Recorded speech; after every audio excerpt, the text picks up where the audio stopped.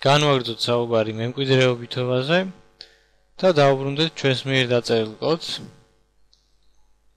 როდესაც გამოვაცხადეთ ეს კლასი პროგრამერ, ჩვენ აქვე განვაცხადეთ, რომ ეს არის person კლასის მემკვიდრე კლასი.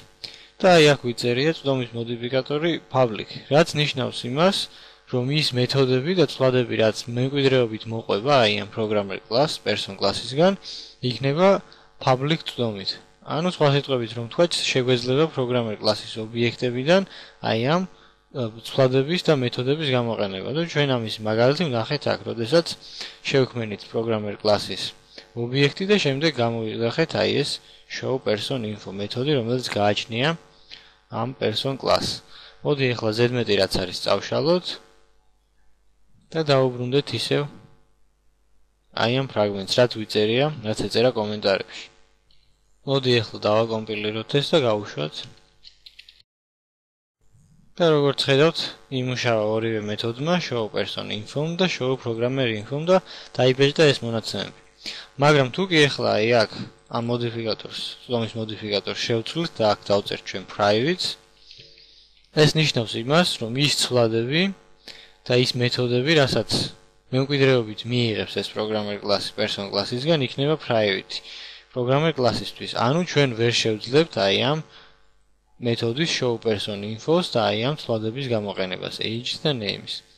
მოდი ახლა დავაკომპილიროთ და ვნახოთ რა მოხდება. და აი მართლაც დაფიქსირდა შეცდომები, რომელიც გვაუწყობს იმას, რომ ეს არის ამაზე ჩვენ აი ამ ცვლადებზე არ აქვს პირდაპირ წვდომა. დავუბრუნოთ ეს ისევ public-ს. და ახლა განვიხილოთ კიდევ ერთი წვდომის მოდიფიკატორი protected. ჩვენ ვიცით, რომ თუ კი კლასის ცვლადებს გამოვაცხადებთ როგორც private-ს, მაშინ აღარ შეგვეძლება მათი გამოყენება მემკვიდრე კლასში. მაგრამ თუ კი მათ გამოვაცხადებთ public-ს, ასეთ შემთხვევაში ჩვენ კლასის გარედან შეგვეძლება მასზე პირდაპირ წვდომა. ეხლა როგორ უნდა მოვიქცეთ, თუ კი გვინდა რომ ეს ცვლადები იყოს ხელმისაწვდომი მემკვიდრე კლასებისთვისაც და ასევე გარედან არ შეგვეძლოს მათზე პირდაპირ წვდომა. ეს ცვლადები მაშინ უნდა გამოვაცხადოთ როგორც protected. და სწორედ ამაზე ჩავატაროთ ახლა კიდევ ერთი ექსპერიმენტი.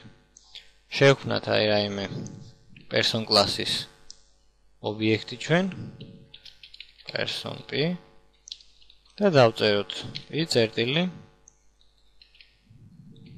age მივანიჭოთ 21 names მივანიჭოთ დავუშვათ q და შემდეგ გამოვიძახოთ აი ეს show person info.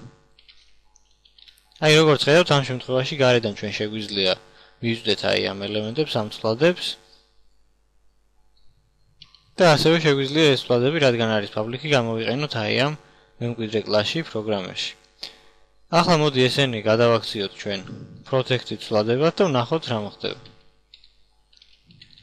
ანუ წერთ ესეთ სიტყვას protected და შემდეგ ჩავსვათ აი ამ ცვლადებს.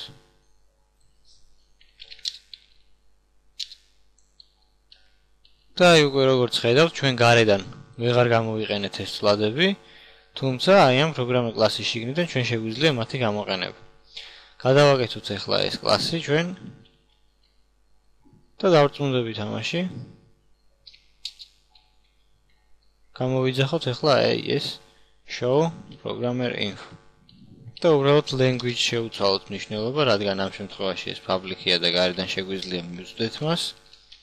და ეს იყოს ++-ი. დავაკომპილიროთ ახლა და გავუშვათ. და როგორც ხედავთ, მოხდა ამ მნიშვნელობების დაბეჭდა, რადგან აი ამ ცვლადებში არაფერი არ შეგვიწერია ჩვენ, მათი ინიციალიზება არ გავიკეთებია, რადგან კონსტრუქტორები არ აქვს, უბრალოდ მოხდა აი ამ ჩვენს მიერ შეტანილი მნიშვნელობის დაბეჭდა C++-ის. დანარჩენ ორ შემთხვევაში დაიბეჭდა რაღაც მნიშვნელობები.